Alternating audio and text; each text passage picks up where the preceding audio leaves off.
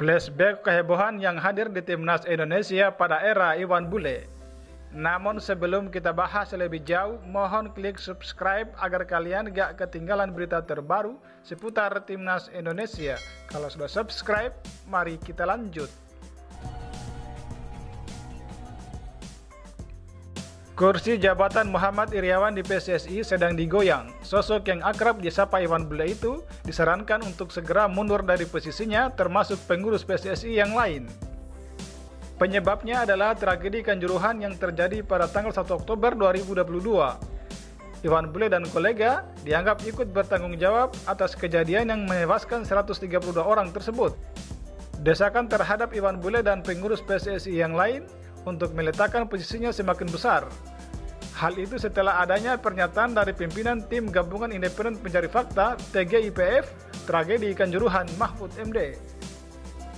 Kita tidak bisa memaksa mereka berhenti secara hukum.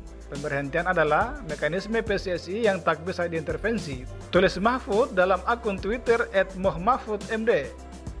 Tapi kalau mereka melakukan langkah karena tanggung jawab moral dan etik, termasuk mundur di organisasi manapun bisa, maka kita bilang tanggung jawab moral, bukan tanggung jawab hukum, lanjutnya. Muhammad Iryawan menjabat sebagai Ketua PSSI sejak tahun 2019 lalu. Sejak ia menjabat, cukup banyak hal yang terjadi di sepak bola Indonesia, beberapa diantaranya: 1. Guide pelatih kelas dunia. Tak lama setelah Iwan Bule menjabat sebagai Ketua Umum PSSI, Timnas Indonesia langsung memiliki pelatih baru berkelas dunia. Pelatih yang dimaksud adalah Sintayong. Pria asal Korea Selatan itu resmi menjadi pelatih tim Merah Putih sejak awal tahun 2020. Saat itu, kedatangan Sintayong sampai menghebohkan. Sebab sang pelatih memiliki reputasi besar di Asia. Ia pernah menukangi beberapa klub besar di Korea Selatan. Sintayong pun pernah menjadi pelatih kepala di Timnas Korea Selatan di ajang Piala Dunia tahun 2018. 2. Kebut program naturalisasi. Program lain yang terus dikebut oleh PSSI era Sintayong adalah program naturalisasi pemain keturunan.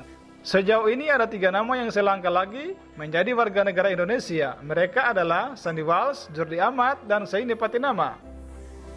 Sebelum ada beberapa nama yang lebih besar yang dikaitkan dengan program tersebut, satu nama yang menarik perhatian tentu Emil Eudere Mulyadi. Emil Eudere Mulyadi adalah kiper andalan klub Serie A Italia.